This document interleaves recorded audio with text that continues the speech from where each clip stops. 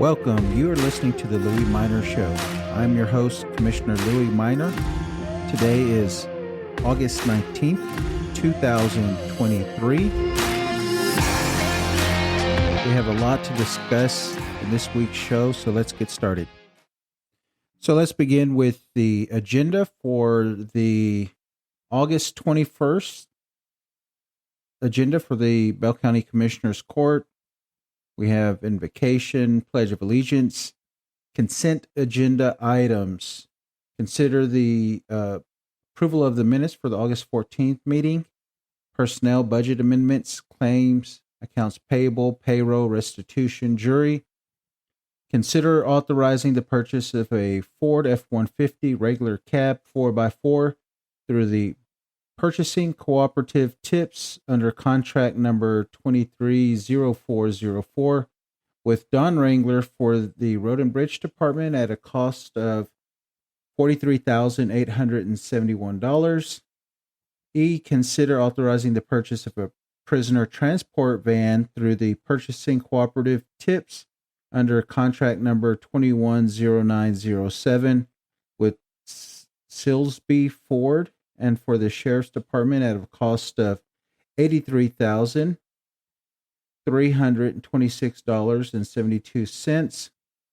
Consider authorizing the purchase of the following law enforcement vehicles through the Purchasing Cooperative Tips contract number 210907 with Silsby Ford for Constable Precinct 3 and the Sheriff's Department fire investigators for a total cost of $246,264 cents. That is Constable Police Interceptor, $75,564.34. Then we got the Sheriff's Department / Fire Investigator Ford F-150 Police Interceptor times 3. That is $170,672.25. Consider authorizing the purchase of the following law enforcement vehicles through the Purchasing Cooperative Tips under contract number 210907 with Lake Country Chevrolet for Constable Precinct 4 and the Sheriff's Department for a total cost of $1,064,692.66. Constable Precinct 4 Police Package Tahoe times 2 for $151,895.38. Sheriff's Department Police Package Tahoe times 12 for $912,797.28. Then we have consider take appropriate action on, hold on one second. Okay, that is all of the consent agenda.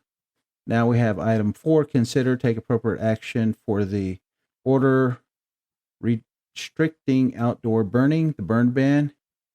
Conduct the process adopted by the Bell County Commissioners Court for the appointment of a salary grievance committee.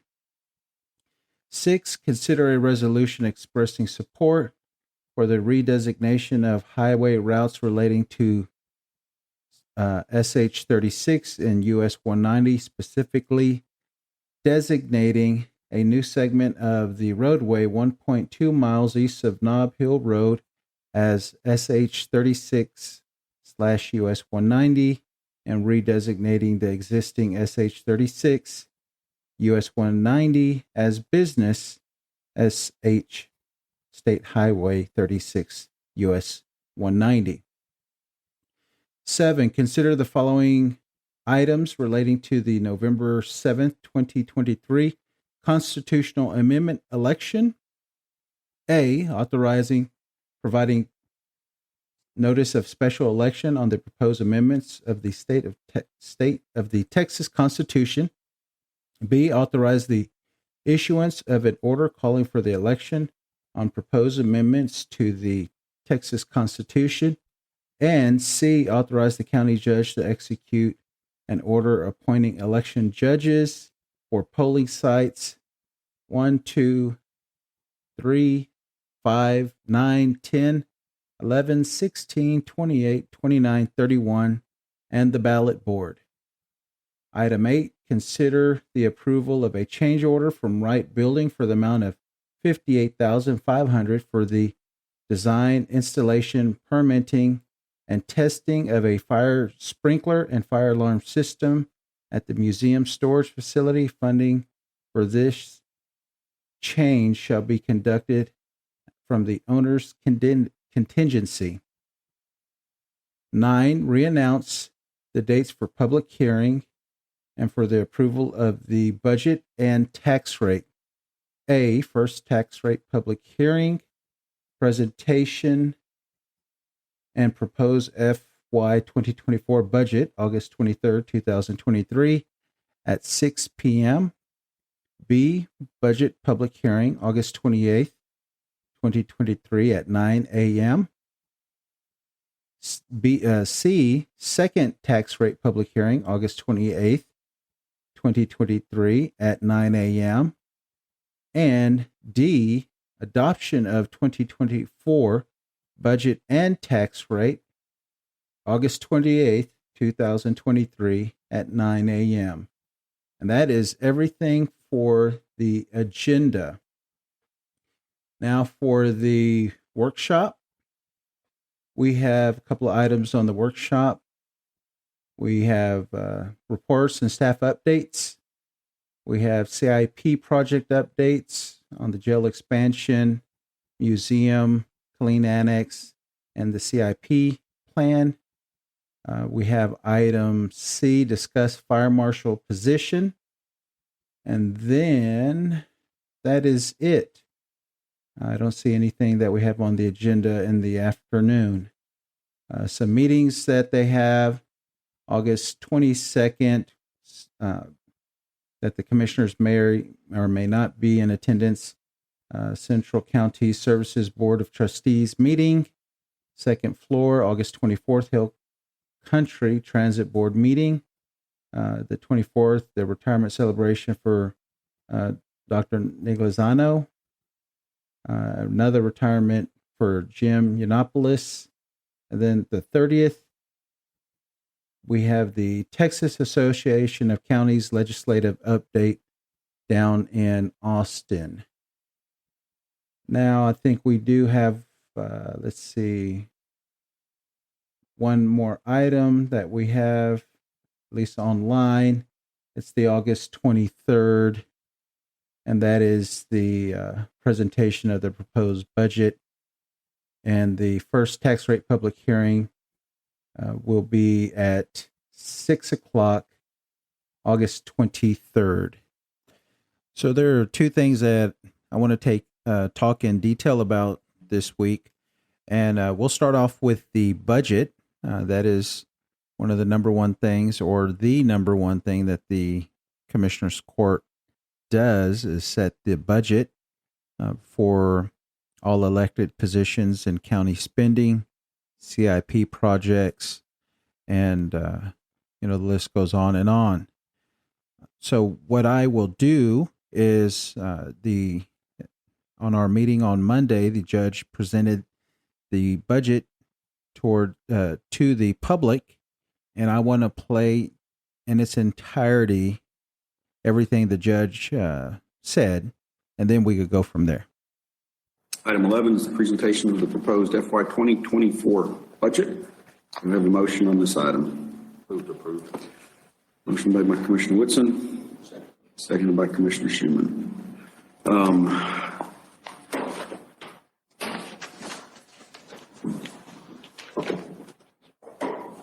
All right, Commissioners. Thank you, ma'am. As you're aware, as I mentioned earlier in the meeting, we started our budget process in January of this year, as we have the past 4 or 5 years. And we are to the point now where the presentation of the budget is made and our formal timelines with public hearings, and I'll go through those here in just a little bit, Notices have been given or will be given, and that process tracks us toward August 28th for formal consideration of a tax rate as well as a budget for the FY 2024 period.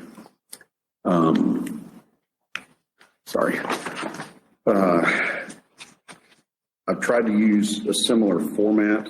I want to say up front too, thanks to the auditor's office for their work again on both the details of the budget throughout the process, but also their help and assistance in the presentation of materials that you're about to see. We've tried to keep the format similar as to past years,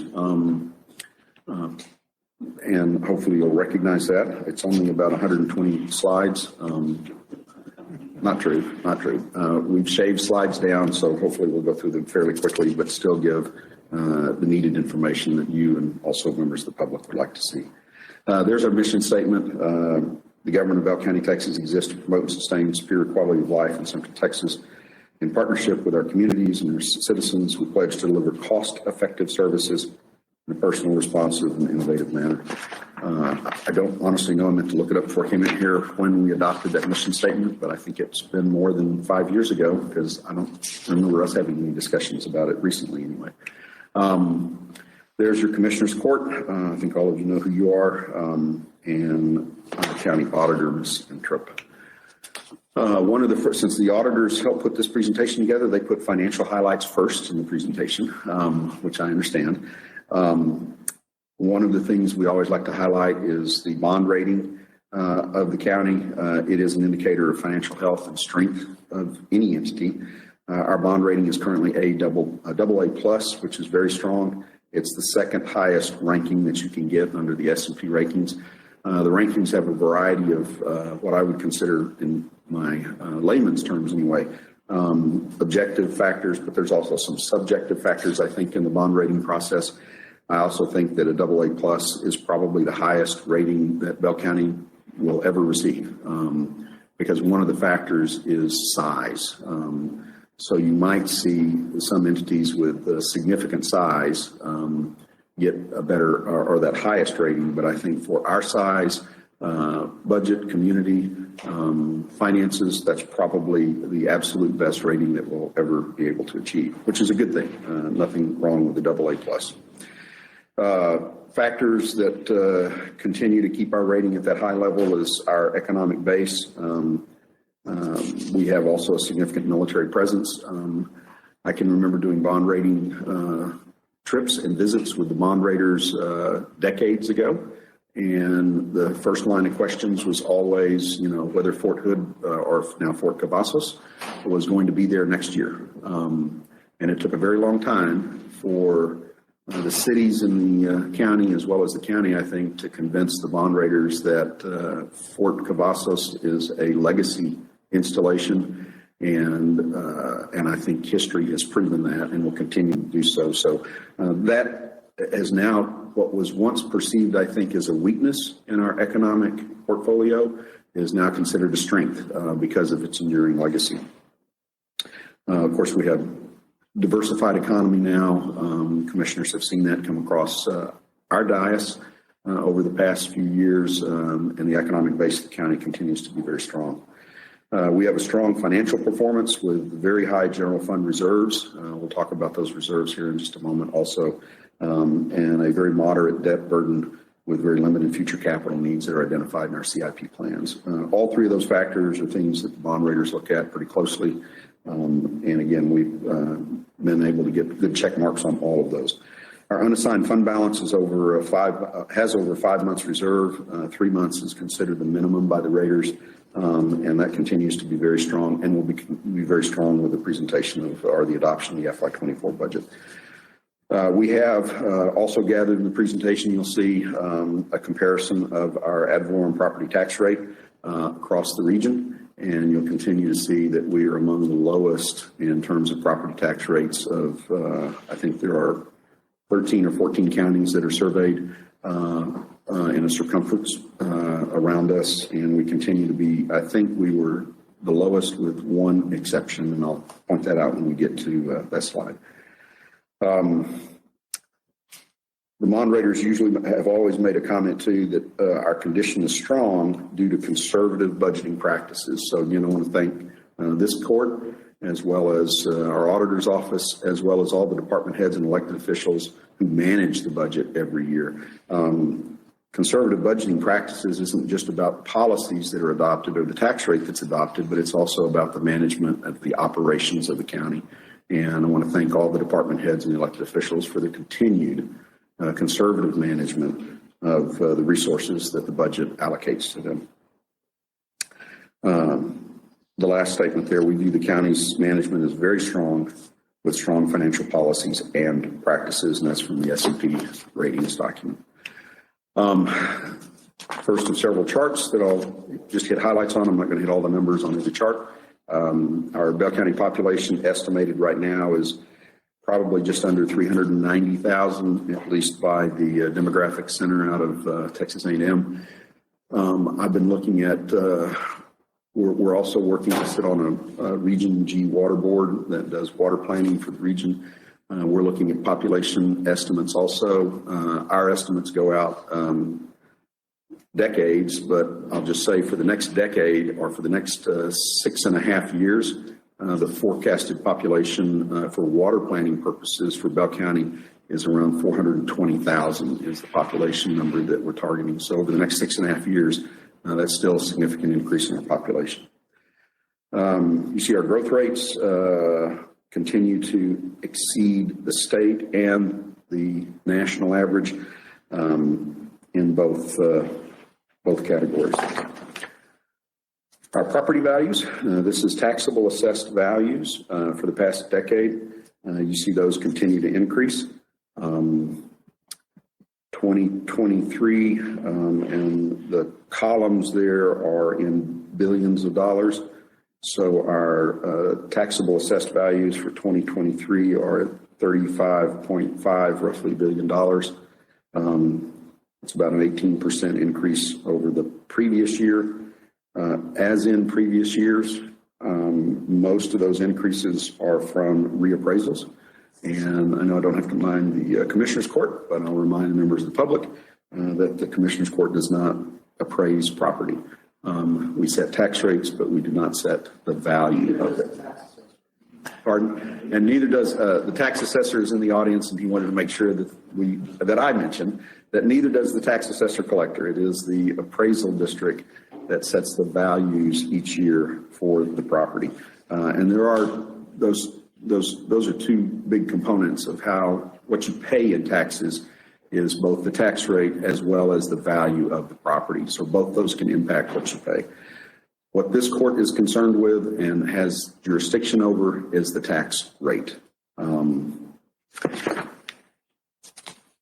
It's always important to highlight too, in that assessed value or that taxable assessed values, there are some exemptions. These are state mandated or offered exemptions. One of them is the over 65 disabled tax exemption. Again, I won't go through all the numbers on the slide. I should also mention we will post this presentation if we haven't already, but we'll post it on our website sometime today if we haven't already, so it's available to the public. So I won't go over all the numbers there, but just note that this exemption, the state provided exemption, accounts for is worth almost a penny on the tax rate. And that slide gives you the taxable value, which is in this upcoming fiscal year is about $4.1 billion in taxable value that is subject to the over 65 and disabled tax exemption. The Bell County Disabled Veterans Homestead and Surviving Spouse Tax Exemption is another exemption that I like to highlight. It's an exemption that was put into place by the state several years ago, but it is an exemption that because of the uniqueness of Bell County, we are disproportionately impacted by this exemption compared to other counties around the state. There's very few that have the same type of impact. This one accounts for about over 2.5 cents on the property tax rate. It's also an exemption that continues to grow at a fairly significant rate year to year to year. And it's not any secret as to why that is. It's because of Fort Cavazos and the choice that lots of our veterans continue to make to stay here, own a home here once they retire, which we're very pleased that they do. But this just gives you the numbers on what that exemption cost in terms of taxable value. Sales tax receipts, also important in our budget. 2023, we're projecting an increase over 2022 of about 8.7%. I think the past couple of years during COVID years, those actual increases were double-digit percent increases. Even with the cost of goods and services increasing over the past few months, we're still not seeing, or what I would say is what we're seeing, I think, is a return to some normalization of that sales tax revenue and not seeing double-digit growth every year in it. That was accounted for, taken into consideration when we went through our budget process. This slide is a slide that just captures all of the state-imposed services that the county is required to do or provide, and then what the cost is on the property tax rate as a result of providing those services. I won't go through all of those either in the interest of time, but if you look down at the very bottom, you'll see that the cost for all of those is almost $27 million. That represents about almost 9 cents on our local property tax rate. So 9 cents of, and we'll get to what the proposed tax rate is, but 9 cents of that goes toward funding these state-imposed, state-directed, state-mandated services.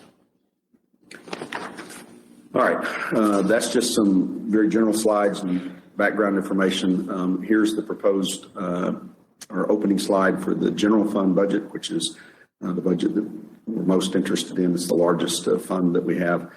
Revenues are proposed at a little over $160 million. Expenditures also at $160 million. It is a balanced budget. We are using some fund balance for CIP projects. Those are one-time capital investment projects, but it is a balanced budget. We do not have the luxury of the federal government to print money, and so our budgets must be balanced when we adopt those, and that's constitutionally required also. Again, overview of our proposed revenue picture for 2023 and 2024. You'll see the list, and again, I will not go down that list of approximately $145 million worth of revenue that comes in. You'll see 3 red arrows there on the left half of that slide. Those are revenues that are forecasted to decrease from next year from this year. State revenue for the 100% disabled vet tax exemption.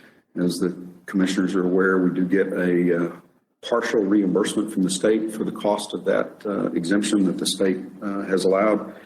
We've never gotten 100% reimbursement from the state, but we have gotten varying levels. That number is set by the legislature every biennium, and in this excuse me, in this next biennium, that number is a little bit down from what it was in the last biennium. You'll see state grants dropping just a little bit too. I think that had to do with some positions that were funded that are rolling off of being funded from the state, so we now have to absorb those positions in total. And then jail inmate revenue, a slight decrease there in jail inmate revenue. On the right side of the chart is a pie graph that just breaks out what percent of that revenue, where it comes from. So as you'll see, again, under the system that the state has set up for counties to fund their operations is property taxes. And so a little over half of our revenues come from property tax, and a little more than a quarter of those revenues come from the sales tax. So 75%, a little more than 75% of our revenues come from either property taxes or sales tax. And then the rest there are broken out for you. Revenue history. Again, this just shows the history of our revenues for the past 5 fiscal years. I'll just highlight the 2024. which is projected at 145, 411, 890. And the tax rate there will, or at least the proposed tax rate that is being presented today is a decrease of the current tax rate. It will decrease to 0.2914. And if you look back over the past 5 years, this will be the 5th consecutive year that the tax rate has decreased for the county. Here's the comparison slide for the expenditures. You'll see our number one expenditure has always been and will always be personnel. The county is a service-based organization, much like the cities and much like many private sector companies. And so our biggest expense is always going to be in personnel. That also means that expense is never going to be static, that it will continue to be fluid as we go through the years. You'll see the proposed increases, and they are all increases when it relates to staff or personnel.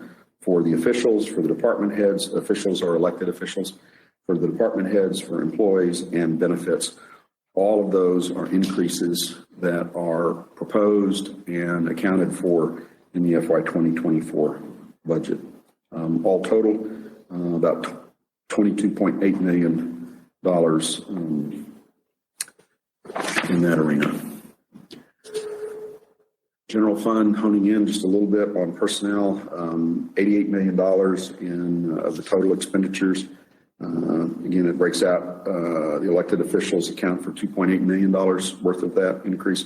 For department heads, $1.3 million. Our employees, which are primarily in our unified pay plan, $61 million. Benefits at a little over $22 million.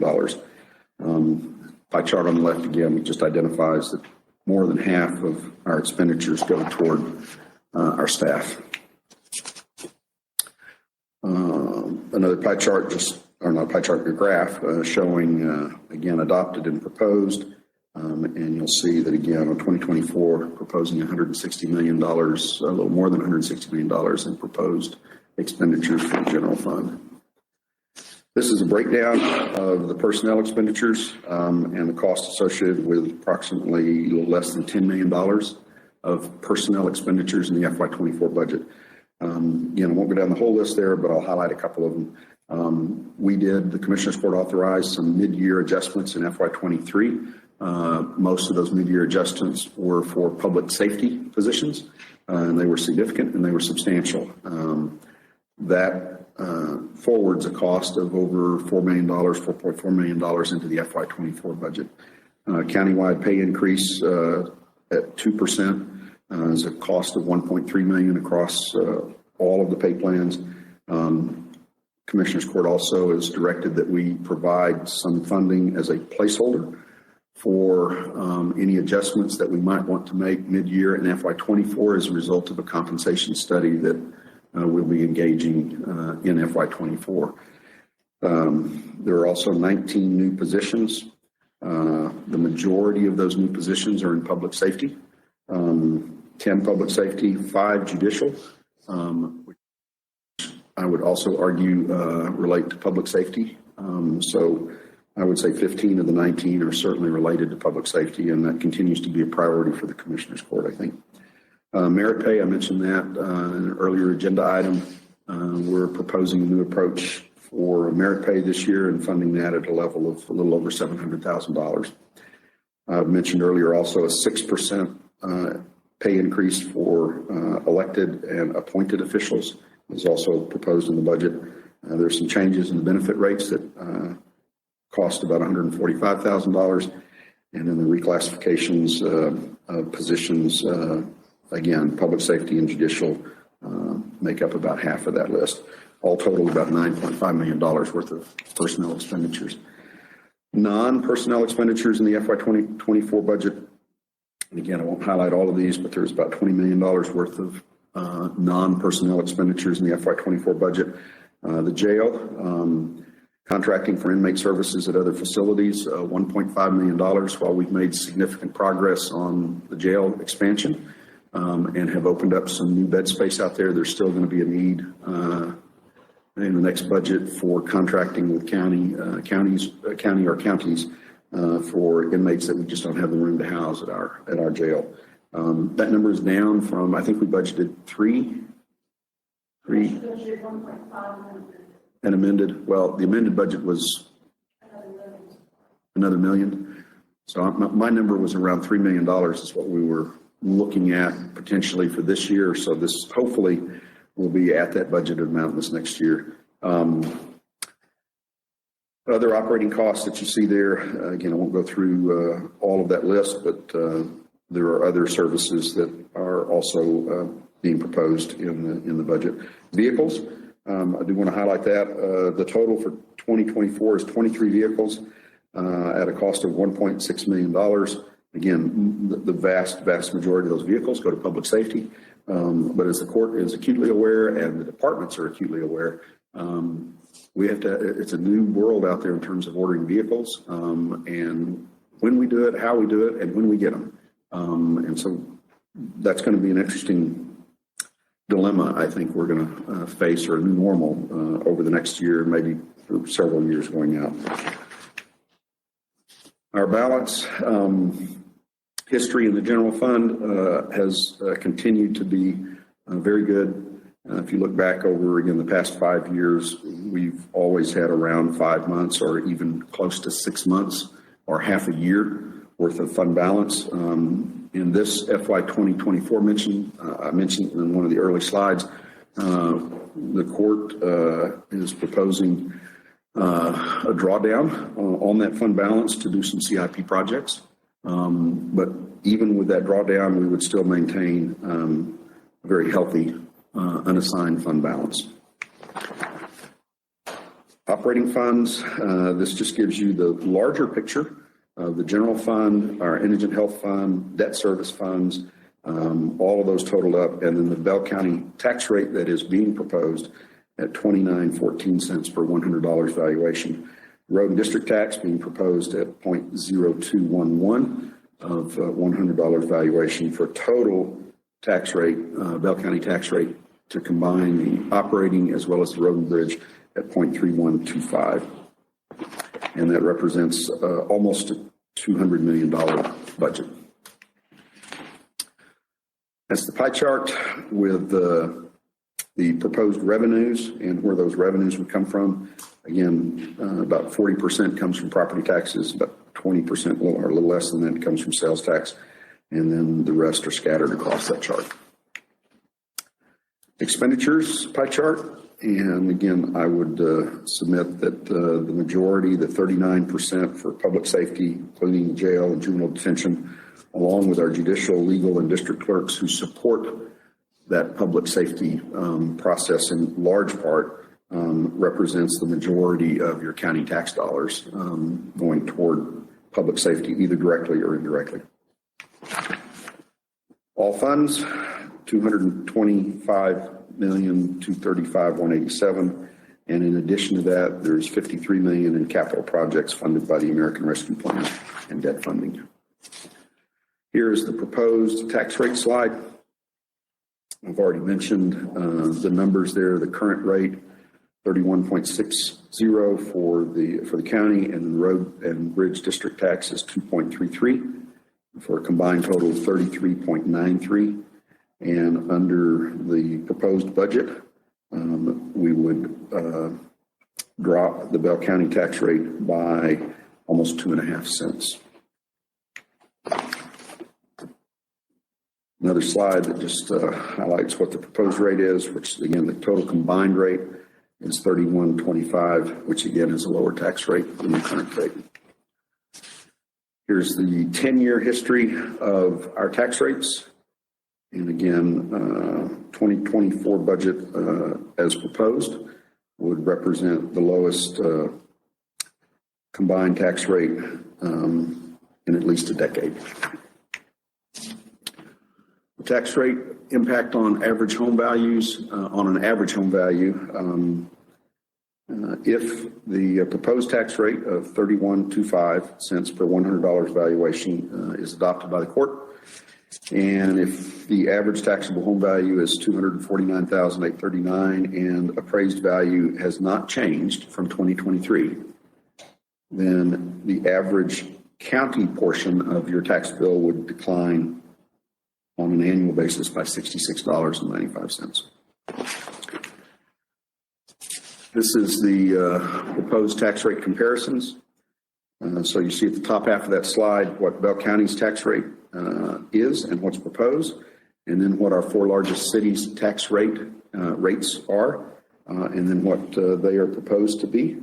And as you can see, we're substantially less than all of the cities in the county. The school districts are on the bottom half of that slide. The three largest school districts, which comprise of the 75,000 plus ISD students in the county, 66,000 of those students are located in these three school districts. That represents the majority of, by far, most people's tax bill is what you pay on your school district taxes. You can see that they are proposing anywhere from a 10-cent drop in the Temple ISD tax rate to a 16 cent drop in the Colina ISD tax rate, and about the same tax rate for the Belton ISD, it looks like. Again, that represents the majority of a homeowner's tax bill is the ISD portion. And then the bottom right is the percent of the tax bill that a homeowner has that it represents from Bell County, depending upon which of those four cities that you might live in and which of those four school districts or three school districts that are listed there. And that ranges anywhere from 19 to 14% of your tax bill is the county portion. We also survey our surrounding counties when we go through our budget process. I think I counted 13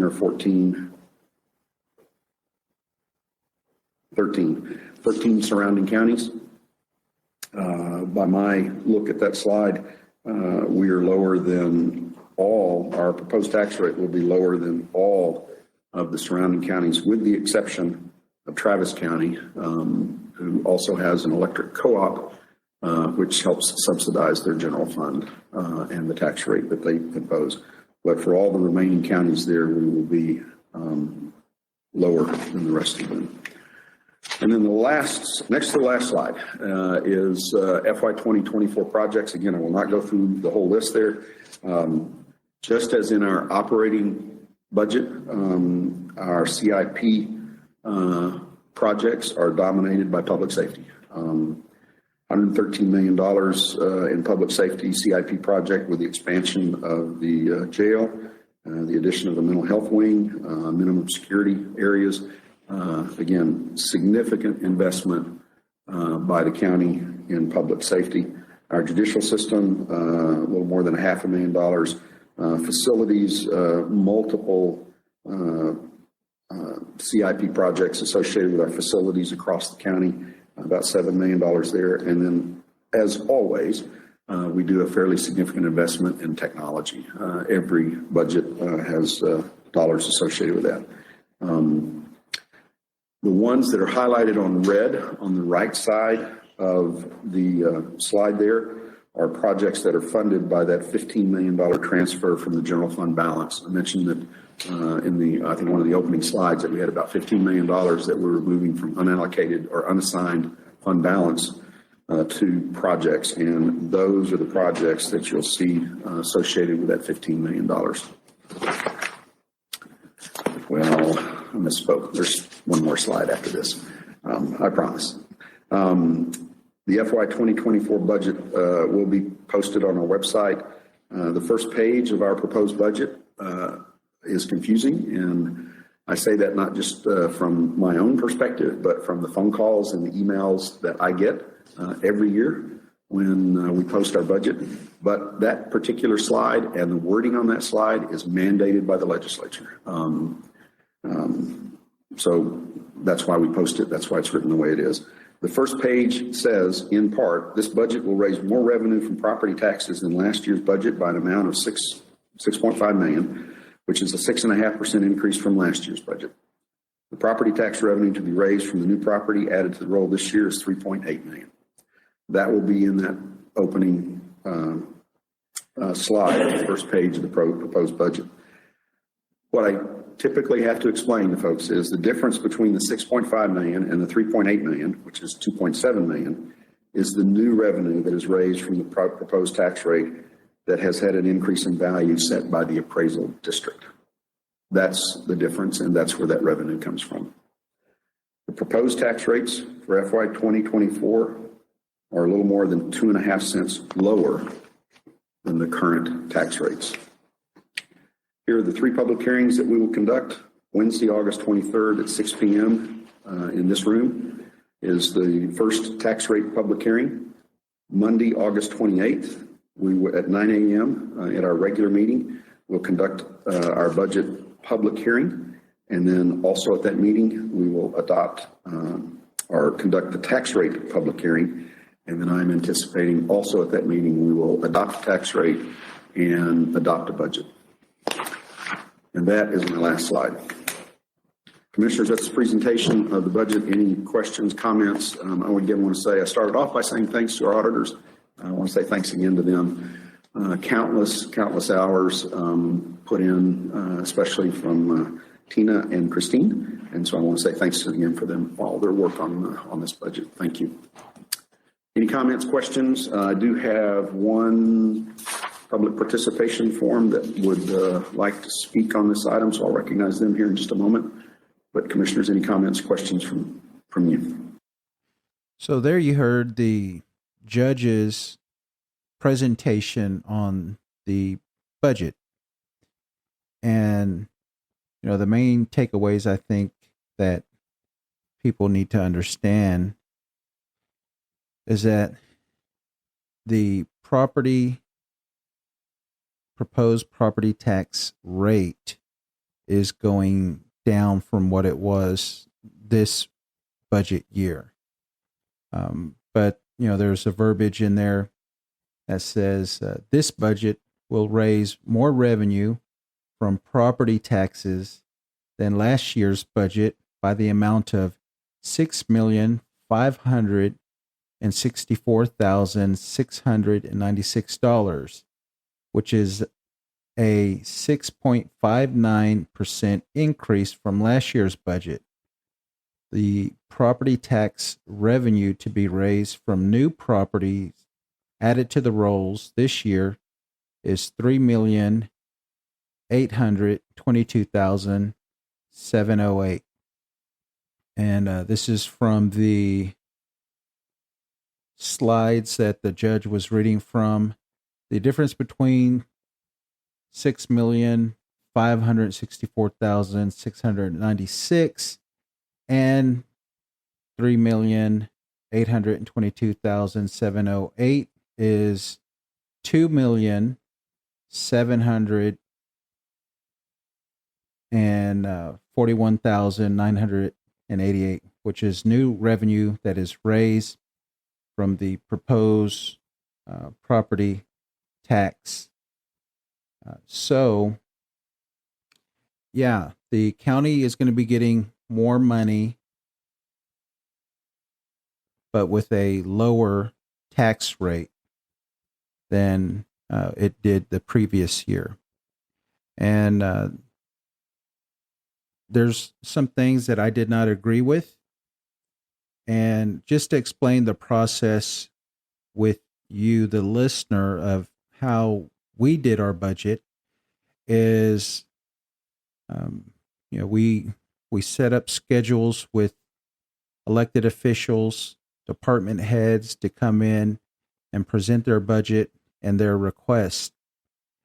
And then we went through and looked at all the CIP projects, capital improvement projects.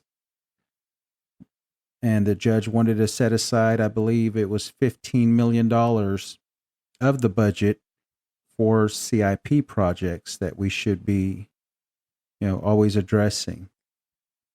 Buildings, infrastructure, replacement cost of, large ticket items, those type of things. Those are, have a life cycle, and those are things that we need to plan for.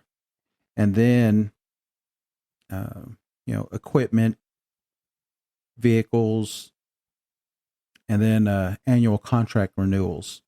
We got to send those out and get those back. But prior to doing all that is, I think one of the first things we did in budget, and keep in mind, this is all, this is my first time going through the budget with the Commissioner's Court. One of the first things we did was we looked at all new positions requested. And we just went down the list and gave a thumbs up or a thumbs down. Now that's quasi voting on things, I guess, but it's our way of seeing if there's support for things or not. Obviously, if you had 3 or more commissioners that said, yeah, I can support that, yeah, I think we need to work on that, then it would go in the budget. Otherwise, it would not. And I don't think any, might have been like ones or twosies here, but the majority of new requests did not get approved by the majority of the Commissioner's Court. So that's a level of service, something that was mentioned many, many times. This is a level of service issue. And what level of service do we think the citizens expect versus what they're willing to pay for? Now, one could argue that if you are paying more in taxes, which the county taxpayer is, if you're paying more in taxes, that you expect to get a higher level of service, not the same level of service. And those are some things that I'm going to discuss whenever we give these budget presentations to the public. And I'll reserve my comments in a little bit more detail during those discussions. I don't want to, get it out there ahead of myself, ahead of the public comments. But yeah, so citizens, we will be paying more for county taxes, but overall, if you look at your taxes, overall, you will see a decrease. Now, we have nothing to do with the other taxing entities, but the state is proposing a multi-billion-dollar, I guess, tax credit is what it amounts to, and it's going to be anywhere from $1,200 to $1,400 off your property taxes. And that's going to come off the school side, but then they also raise the homestead exemption to $100,000. So, and these are things we're going to have to vote on in November. And, I'm going to vote for it. I'm sure everyone's going to vote for it. But those are things that we're already kind of baking into the cake for, when you pay your property taxes next year in January. So, yeah, be sure and attend one of the meetings. Watch it online so you get a good understanding of what is being spent, what is your money being spent on, and then we can go from there. Reach out, let your commissioners know. If you heard the recording that the judge said, the citizen got up to speak. Melissa Brown, well known in the Killeen community, used to be city councilwoman, very engaged with the community. And before the meeting started, she called me. I said hi to her whenever I walked in, gave her a hug, and she was like, "Why are the commissioners giving themselves a pay raise to $106,000?" And I was like, "What are you talking about?" She goes, "Yeah, right here in the public notice it said." I said, "No, you're reading that wrong. It's saying that the commissioners' pay is going to go to $95,000 and some change, And from what it is currently, it's a $7,000 difference. And that's where you get that number from. And she was like, well, okay. She didn't understand it. But then she got up in her public comments and she was, pretty much berating the commissioners because we're not setting the no new revenue rate and that we're giving ourselves a raise, as she saw it. I don't know when in history that county officials started paying themselves a full-time salary. I don't know when that happened. If it happened in 1850 or if it happened in 2000, I don't know. That's a little bit before my time. I would have to do some research. But all throughout the state of Texas,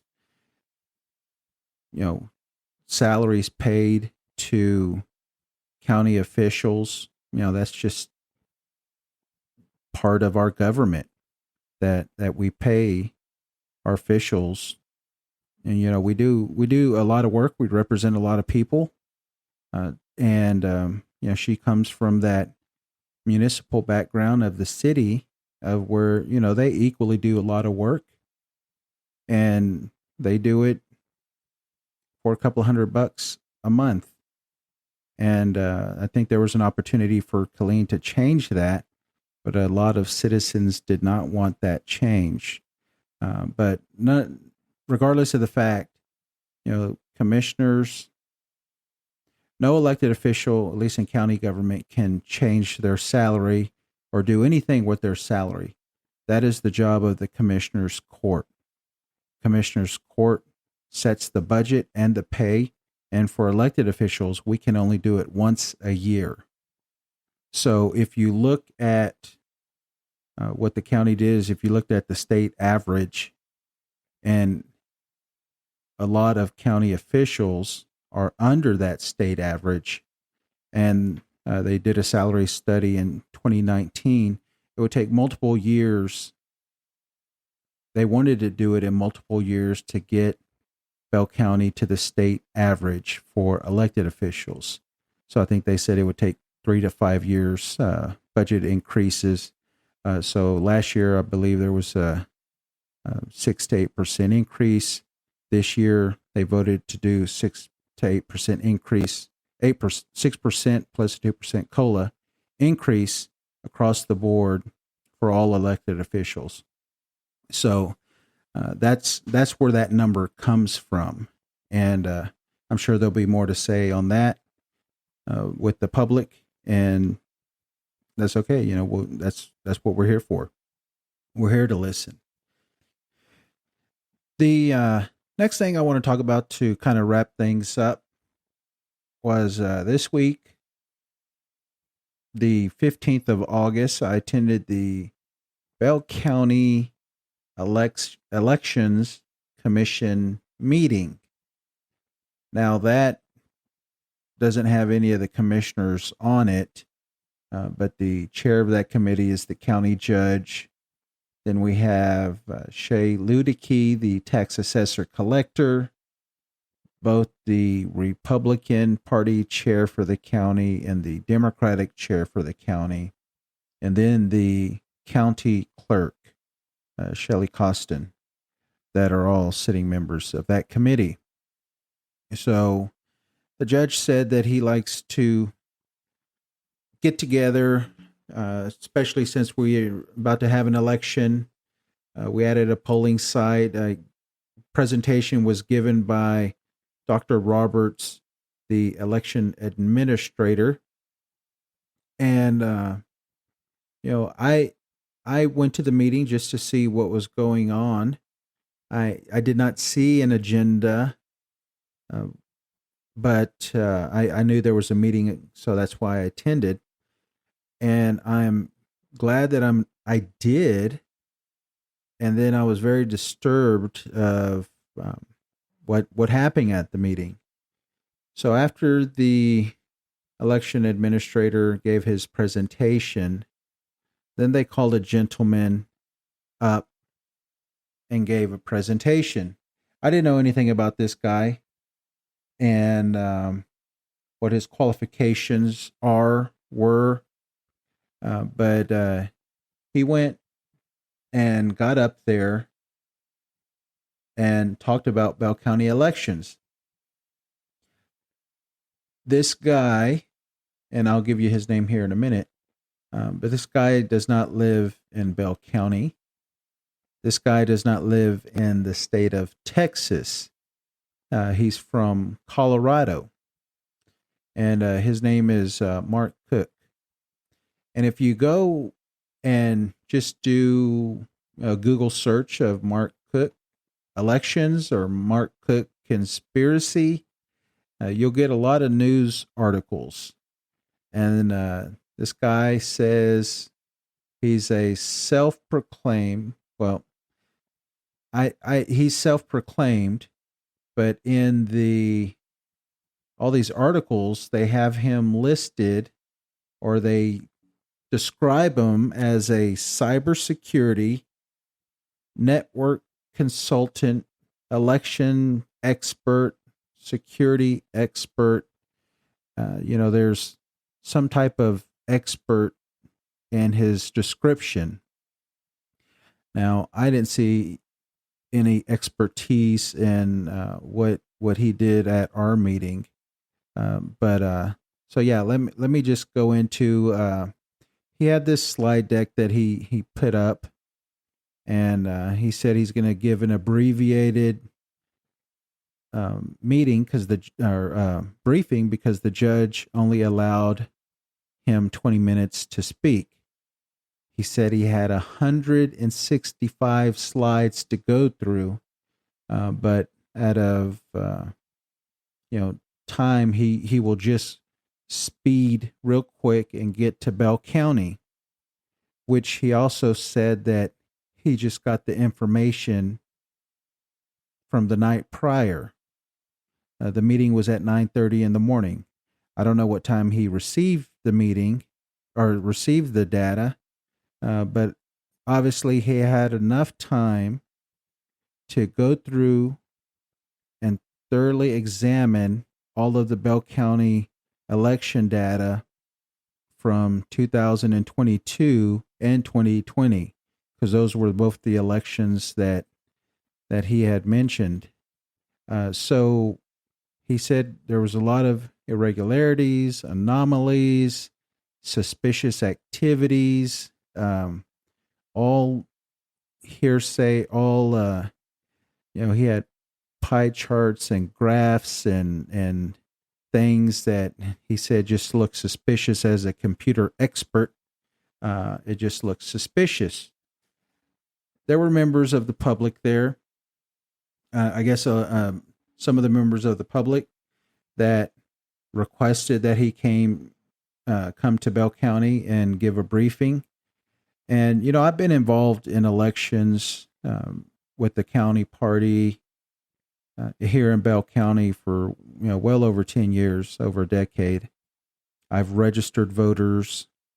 I've been a poll worker, an elections clerk. I've been an elections judge. I've been a poll watcher. I've been a candidate.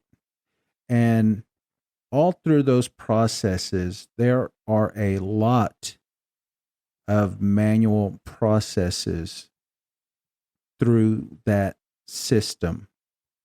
So, I was not happy at all. I did not intend to speak, but after hearing this guy just get up there and spew his misinformation, I couldn't just sit there and allow that to go out uncontested. So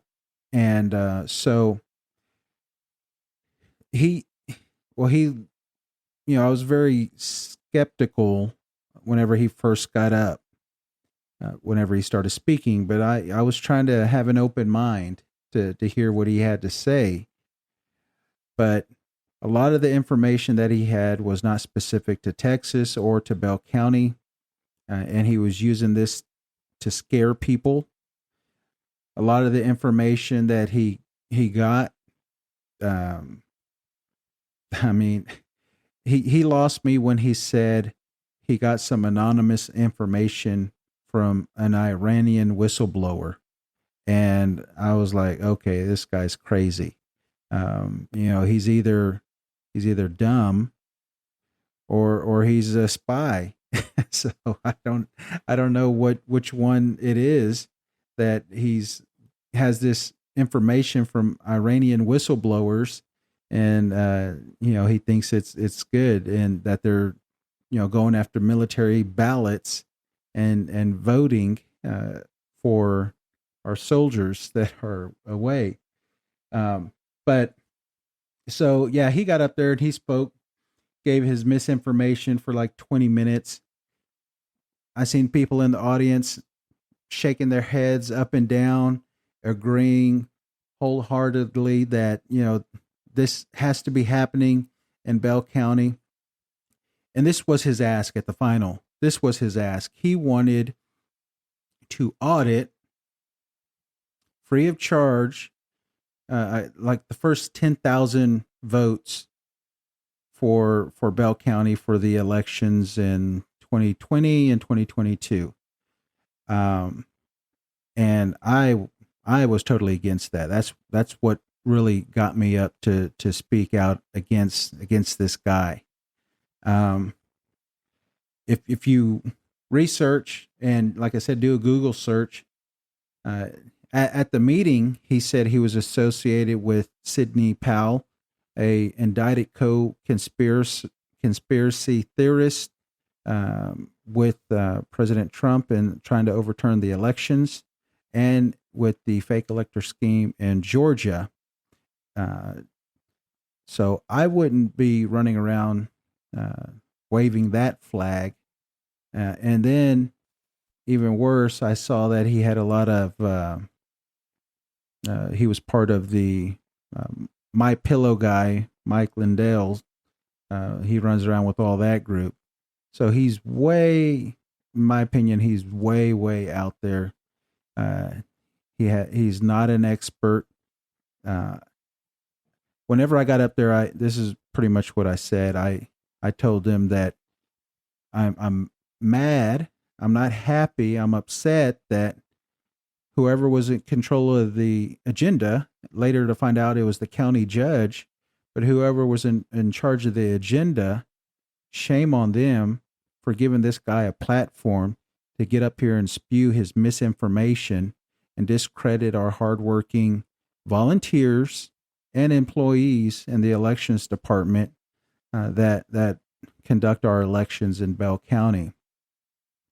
And that we should not, and I will not, in my capacity as county commissioner, open up the doors to our elections department on this to this crackpot and allow him access to our information. I seen that he has been going around Texas. Here's an article right here.